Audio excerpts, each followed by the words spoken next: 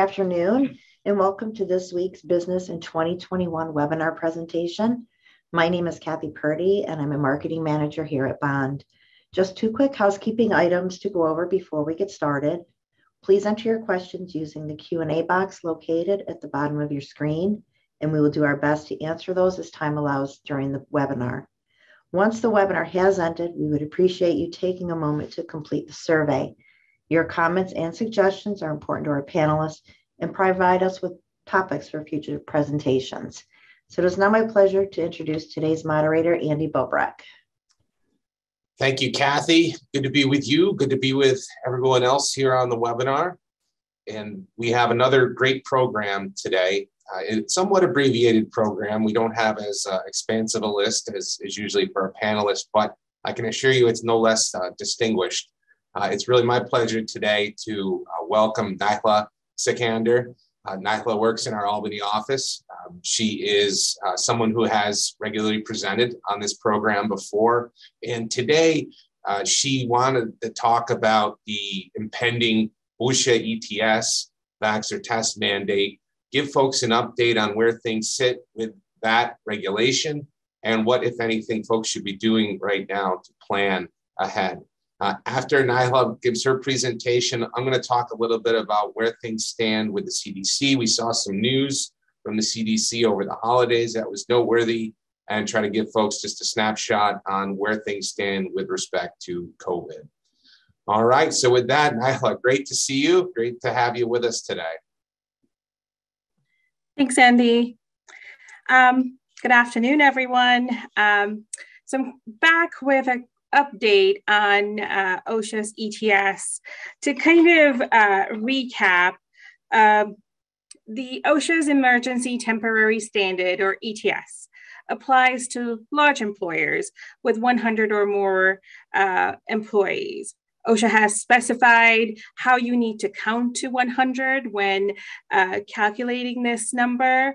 And we've talked about that at length in previous presentations. But I've also wanted to provide you a couple of useful links to blog posts that we've written as we've tracked this topic since its kind of inception. So you may want to go back and kind of read some of these blog posts and also review some of these presentations in the past that we've conducted, just to kind of get additional details if you so wish. Next slide, please. So OSHA's ETS offers kind of large employers one of two choices. Their first choice is that you mandate that all your employees are vaccinated and verify that all these employees are in fact vaccinated. Your second option is to encourage vaccinations and then come up with a mechanism to ensure that unvaccinated employees are tested weekly, and then that you ensure that your unvaccinated employees wear masks. So you kind of need to pick, and we'll talk a little bit about what you need to do now with some of these new developments. So here's kind of the trajectory of how it's kind of a life cycle, but it doesn't, no end in sight just yet, but let's see.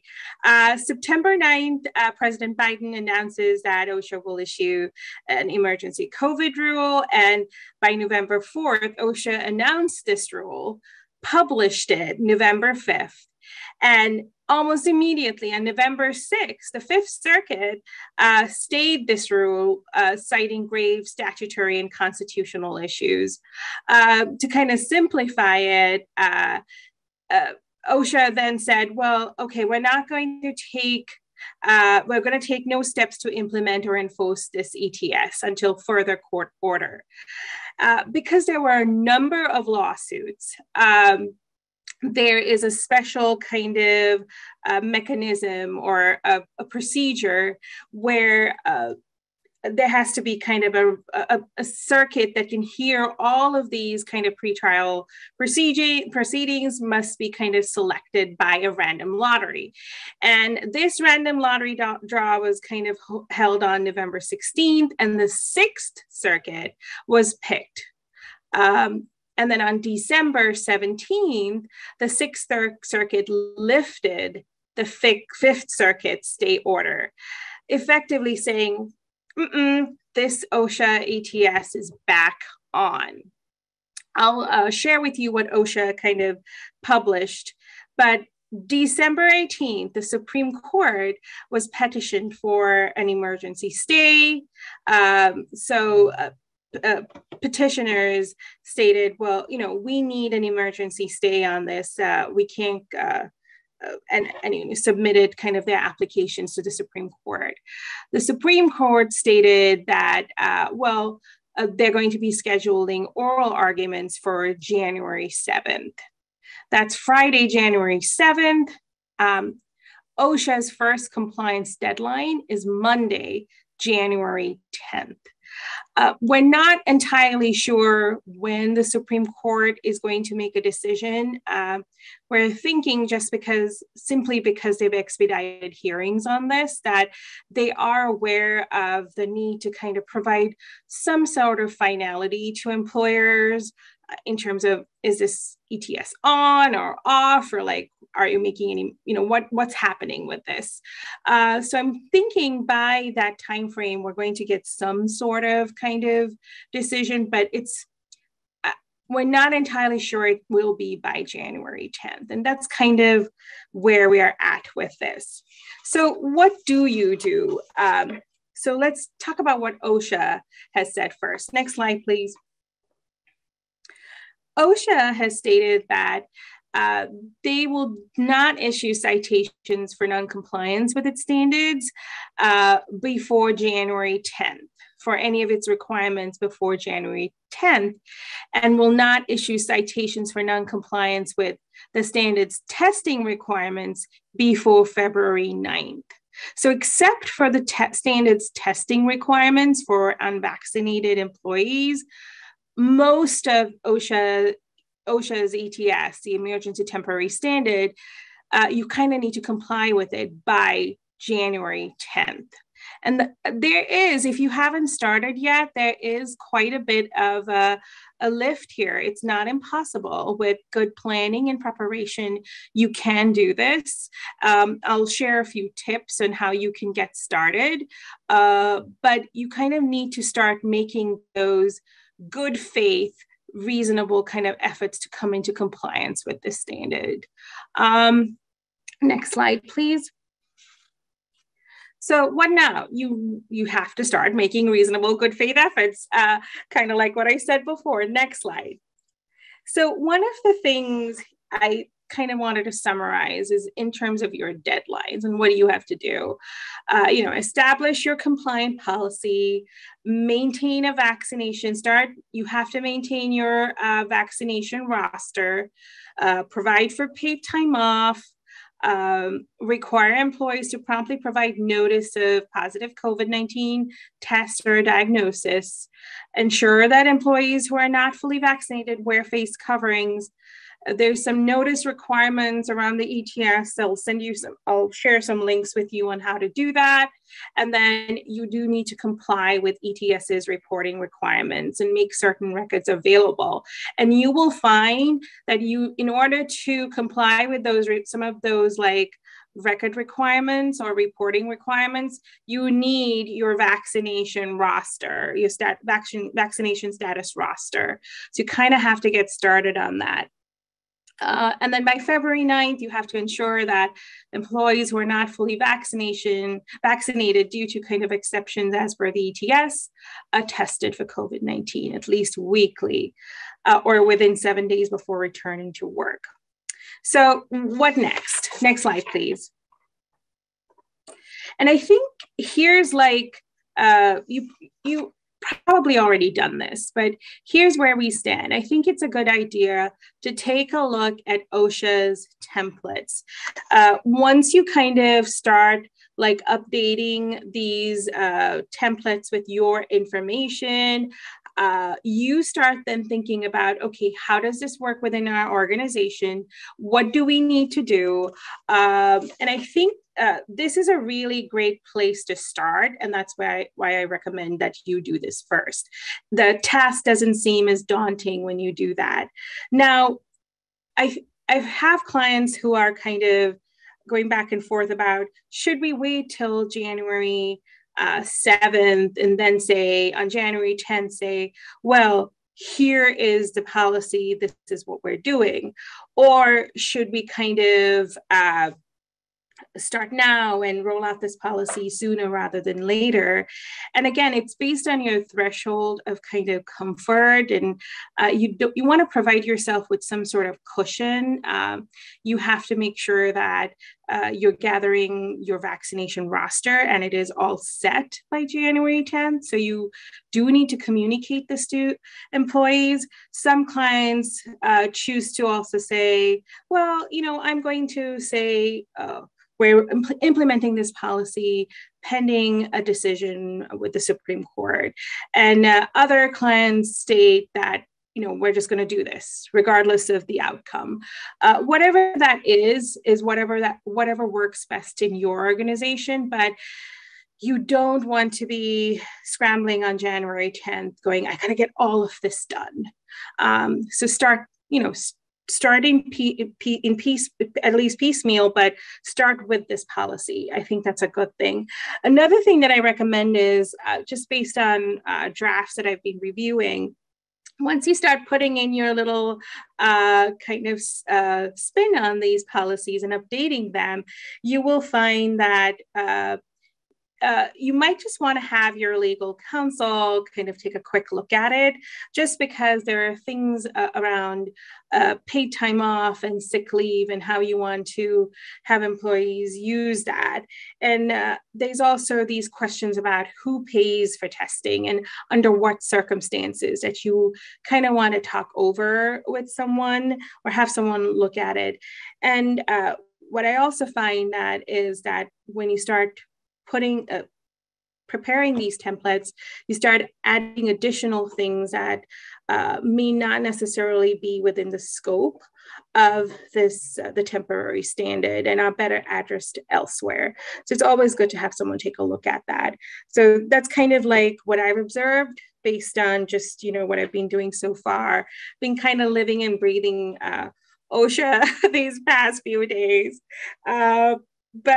So next slide, please. So how do you kind of start maintaining a roster of employee vaccination status? You kind of need it could be your computer's human resources information system, an Excel sheet, whatever it is, you need a roster, and then you need a roster that you can access really quickly and maintain, and that you have maintained, and you need to gather that right now. You would need to kind of verify an employee's vaccination status. So a proof of vaccination, I'm not going to go through the list of what is required, but you do need to make sure that you're accepting acceptable documentation. Next slide, please. There are some instances where employees have lost their proof of vaccination. They've tried to obtain another copy. They're unable to get it or produce it. And in those sections, there is also kind of like an attestation that they can sign, and they do need to sign and provide to you. Now, it does state that it is kind of like an honor system here. So you're not the person who's responsible for monitoring or detecting fraud. You can't invite or facilitate fraud, but you're not like policing that. So there's a little bit of an honest system when someone's providing you with their documentation and attestation. And in fact, later on, you do actually are required to provide employees with a notice that they are on this kind of honor system, for lack of better words. Next slide, please. I actually pulled this off of OSHA's mandatory vaccination policy template, and I thought it was really interesting because it provides like instructions to employees on what they need to do. So if they're fully vaccinated, they submit proof of vaccination that indicates full vaccination. But if they're partially vaccinated, like what do they need to do? And if they have not yet been vaccinated, they can they submit some sort of statement that they are unvaccinated but plan to get vaccinated, or are unvaccinated and do not plan to get vaccinated. This way you kind of have like a guideline on what to do. And this is also a really good way. I thought, I was thinking about how you would start tracking your vaccination roster and preparing your vaccination roster. And I thought this was like a good way to kind of track columns or have some sort of category where you categorize employees' vaccination status. Regardless, OSHA requires, and that's a note from OSHA, OSHA requires employers to collect all information about employee vaccination status by January 10, 2022. So it would kind of use those categories to track vaccination status. If I was doing that, that's what I would recommend doing. Next slide, please. Thanks. So providing time off, and we've talked about this, and this is what OSHA requires you to do. 4 hours of paid time includes travel time to receive each primary vaccination dose. So that's, if it's a 2-dose vaccination, that's 8 hours. OSHA's emergency temporary standard does not contemplate booster vaccinations at this time. So we're only looking at the first and second dose in a 2-dose vaccination vaccination methodology, or just, a 1-dose. For recovery, so if an employee is experiencing side effects following each primary vaccination dose, you're supposed to provide reasonable time. And OSHA doesn't necessarily define this, but what they state is that they're not going to cite you if you provide at least 2 days of paid sick leave per primary vaccination dose. So you might need to consider that when you include that in your policy. But they do have some little quirky stuff around, if sick leave and vacation time are tracked separately, you may allow an employee to use only sick leave benefits, so you can supplement with their sick leave time while recovering from vaccination side effects. You can't require an employee to kind of go into a negative sick leave balance or borrow against paid sick leave time that they haven't accrued yet to recover from vaccination side effects. In that instance, if they're going to go into negative, you kind of just need to give them those 2 days of paid sick leave. Next slide, please. Nyla, before we go on to that slide, can we go back just a sec, Kathy? So just a couple comments on this. This is very helpful information. And again, with these particular requirements, we're talking about employers with 100 or more employees. Is that right, Nyla? Yes. Yes. Okay. And when it comes to, for you employers out there with operations and employees in New York, keep in mind too, we have separate state requirements that apply with respect to paid vaccination leave. And that does include boosters here in New York. And also to the extent that an employee is having negative side effects or illness as a result of the vaccination, the state is also applying that paid sick leave would be, these employees, to the extent they recruited, would be eligible for usage of paid sick leave as well under state law. So sorry, I just wanted to mention those points. No, that's very important. Absolutely. Yes, correct. And that's one of the other reasons why you want to make sure OSHA's template is kind of written in a generic format. So you want to make sure that you've incorporated those state-specific time off kind of requirements. So require prompt notice of positive COVID-19 test. So there's a mechanism, and it's also included in the policy template as to some suggestions on what you can do. But again, you require employees to promptly provide notice of positive COVID-19 tests or a COVID-19 diagnosis. And you have to remove these employees from the workplace until they can return to work. There are certain return to work criteria that you do need to be cognizant about as per the ETS. Next slide, please. Here we come to kind of like the notice to employees, along with the policies, and these are some things that you do need to consider. We recommend that you provide these notices to the employees. There's a CDC one on key things to know about COVID-19 vaccines.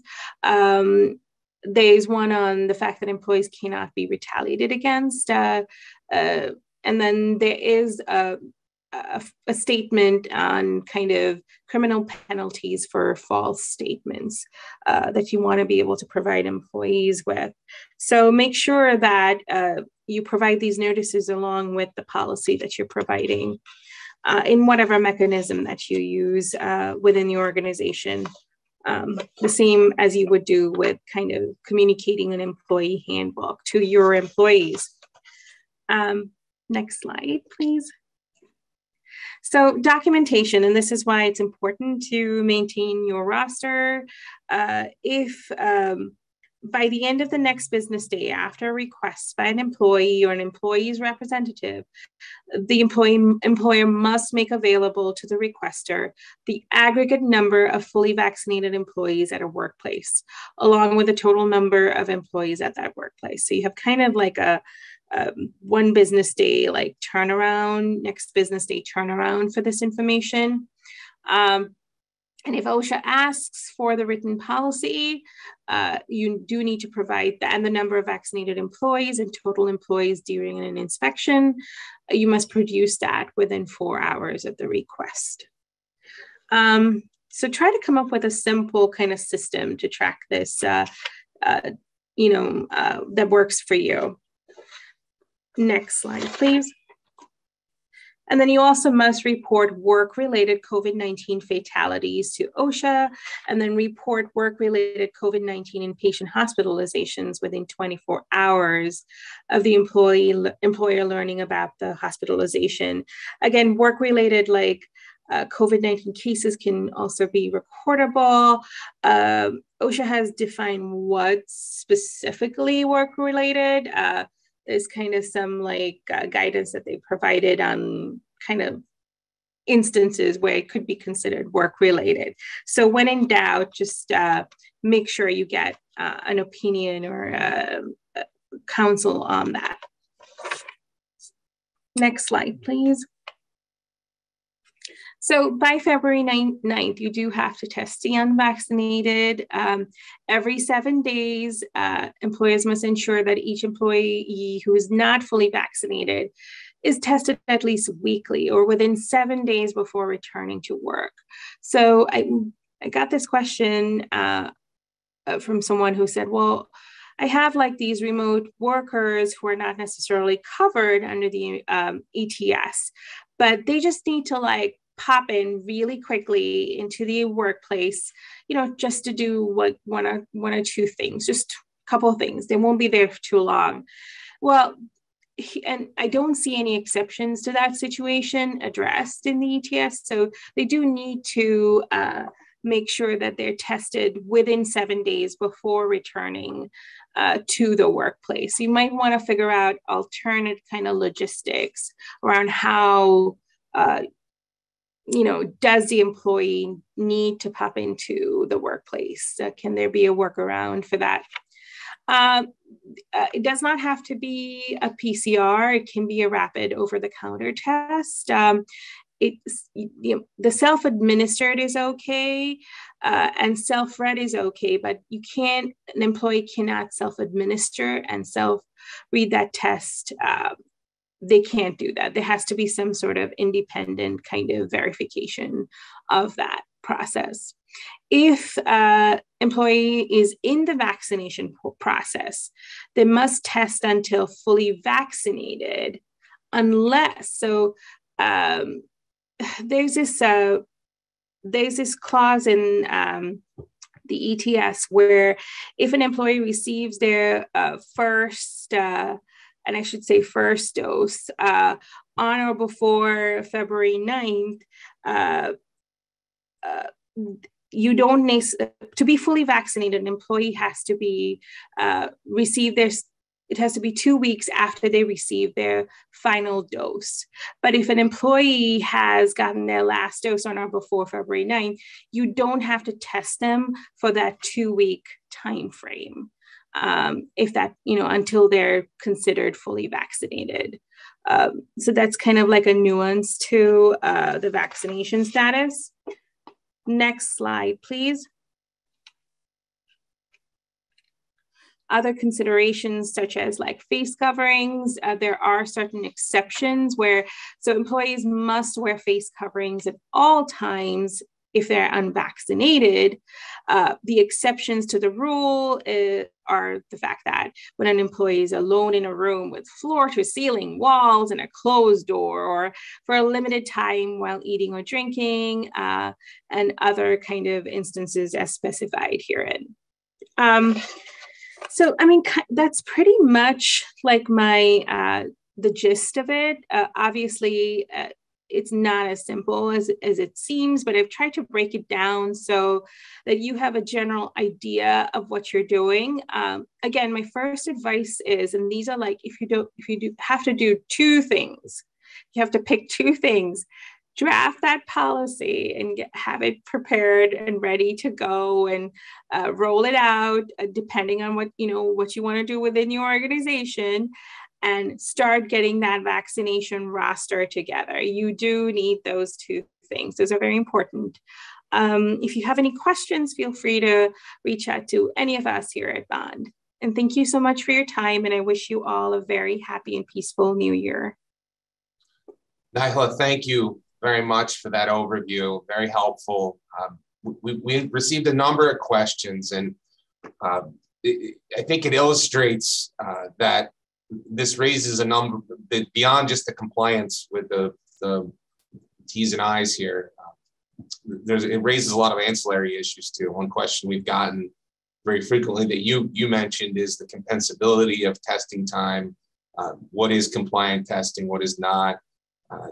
And what about reasonable accommodations, a process to document reasonable accommodations, how to make those accommodations. And I put all of those types of inquiries really in a category where if you're an attendee with those types of questions, it's a situation where you do need to seek legal advice and counsel on those points. We're certainly able to help you here. If you're a current client of ours, or if you'd like to become a client of ours. But again, I think the analysis of those issues is ultimately very factually dependent, and is an area where you're going to want to have legal representation and counsel to address those issues.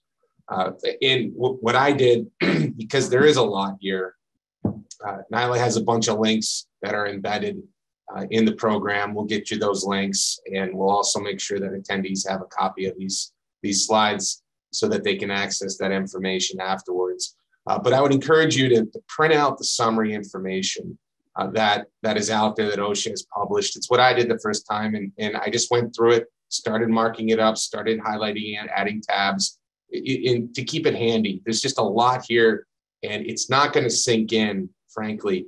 By one briefing. You really need to dive in with both feet and get up to speed with it. We'll obviously continue to monitor this matter for any further developments. We'll make those reports on the upcoming webinar next week, of course, as well as on our blog, the New York Employment Law Report. And that's a great resource if you're looking for the latest, as well as our social media feeds too. So we got a number of questions, and I would also put this in the ancillary category here about the paid leave benefit that is on the books here in New York. And again, this benefit applies to all employers in the private sector, and the amount of benefit that needs to be provided, whether it's paid or not, will depend on the size of the employer. And that situation is where you have an employee who is subject to a governmental quarantine order. We're seeing more incidents of positive tests now, more prevalence of quarantine orders. So we're getting a lot of questions about compliance with that particular law.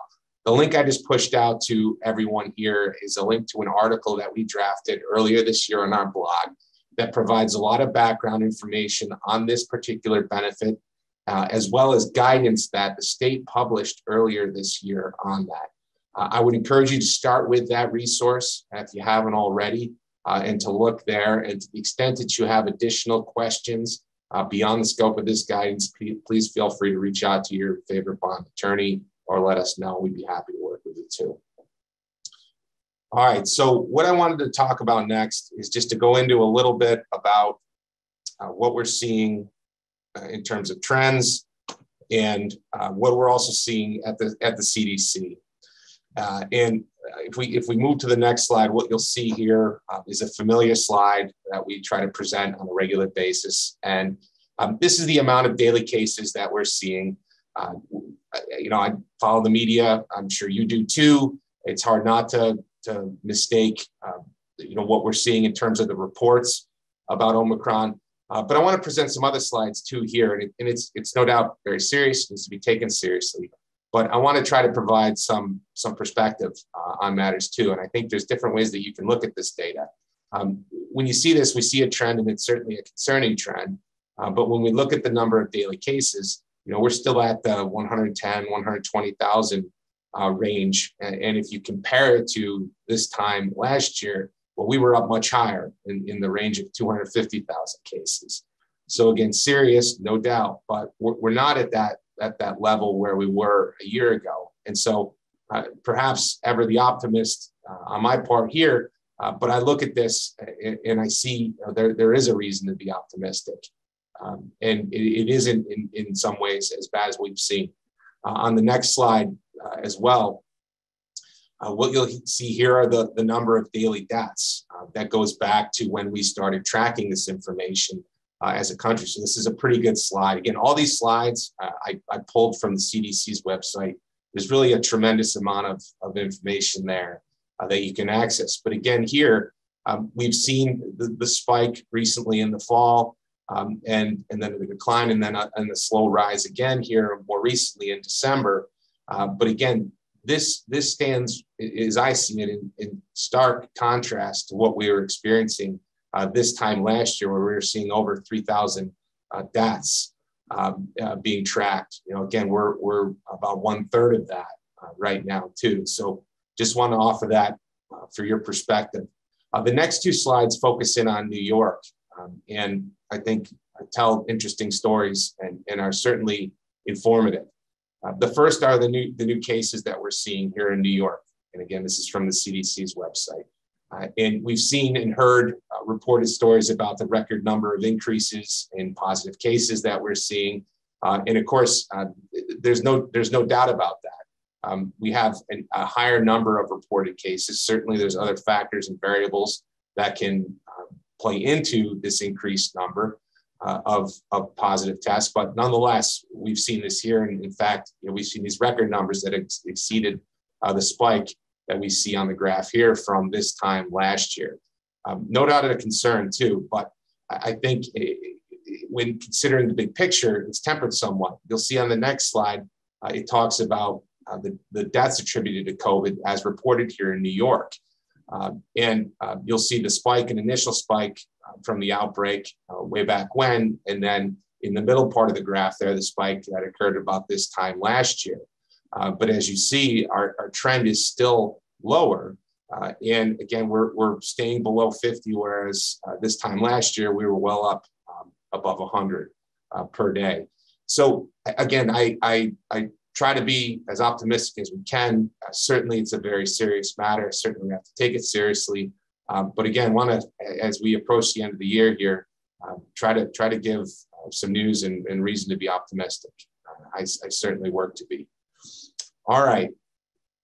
So I hope all of you enjoy the holidays, continue to enjoy the holidays. The news didn't stop while we were breaking for those of us who celebrate Christmas over the weekend. And we've seen more discussion about the Omicron variant. I want to give you a little bit of background about that, and then a development that was noteworthy at the CDC over the weekend too. So this is straight from the CDC's website. They didn't do a comprehensive update at the end of the week last week, and they're not going to this week, but we're able to pull some of this information for your reference. And what they're looking at and saying is we're still seeing, unlikely we'll see a surge of Omicron, but we still have Delta and the Delta variant prevalent. Again, the last report had the Delta being the predominant strain and Omicron likely surging, and that's where things stand now. And beyond that, as Katie's reported before, there's not a lot that can be definitively reported at this time. And again, there's a thought that Omicron will spread more easily and is more infectious than at least the initial COVID variant, but they don't know whether or not that's the case, and they don't know how easily it spreads yet. And that additionally, with respect to the linkage between how serious an illness will be based on an infection from Omicron, they don't know, and more data is needed on that point too. The CDC has stated that they do expect the current vaccinations to protect against severe illness, hospitalization, and death due to Omicron infection. So again, that's good news on that front as well. So one of the, I think, most noteworthy things that we saw over the weekend was an adjustment from the CDC in the recommended period of time for an individual to isolate in the event of exposure to COVID. And this updated guidance, as I could tell it, and I'll push out a link so that you have it from the CDC. This was the statement that they put out in the accompanying information from over the weekend, so that you have it here. But it is based on findings that in a majority of cases, people are infectious who've been exposed to COVID and have the virus are infectious during the early stages of their infection and not so much in the latter stages. Based on this data and these findings, the CDC has shortened the recommended period of isolation for somebody who has been exposed. So long as they're asymptomatic, it's 5 days, and then that they wear masks for 5 days, a closely fitting mask for 5 days after that when they're around people. So 5 days isolation, 5-day mask wearing after the exposure. Interestingly, the guidance also referenced the fact that if the 5-day isolation is not feasible, without explaining what is or isn't feasible, then this is an issue where you're going to want to talk to legal counsel and work with professionals to make sure you get to a point that you're comfortable with from a risk standpoint. But if 5 days of isolation is not feasible, then it's imperative for the employee or the individual to wear a mask for 10 days afterwards. Also, the guidance from the CDC indicated that if you're an individual who has been fully vaccinated and received a booster, there should be no need to quarantine following exposure, so long as you wear a mask for 10 days after that exposure period. Again, as a matter of best practice, the CDC is advising that if you are exposed, that it's recommended to get a test on the 5th day after that exposure. And of course, if you are symptomatic, and keeping in mind those symptoms are very broad, then stay home and get tested and work from there. In just an additional note here, this is the guidance and the recommendations that the CDC has put out. In all likelihood, if you have an employee who does test positive, or if you have concerns about exposure, your best source of information and who ultimately is going to be issuing a quarantine order will be your local health department. And so when there comes a question as to, well, what should we do, or how should it be done, or what do we need to do? Again, it's going to be deferring to those local health officials. And if you have any ambiguity or question, that ultimately will be the resource that is out there. And there are counties who have put out specific guidance here in New York on what to do in particular situations. So make sure to check those resources as well and have them at the ready as we anticipate seeing continued increasing numbers here of positive tests. Okay, so that's what I have for you today, everyone. We're going to keep these webinars. The plan is to keep these webinars going into the coming new year. And you have our contact information there. We wish you all a very happy new year. We thank you for being with us. To our clients, we thank you for being our clients. I tell everybody here, we have the best clients in the world at Bond, Schoeneck King. We're eternally grateful for your relationship and the trust that you put in us. We look forward to working with you in the year ahead. And if you're not a Bond client, we hope that you'll become a Bond client someday soon. Thanks, everyone. Happy New Year, and be safe and be well.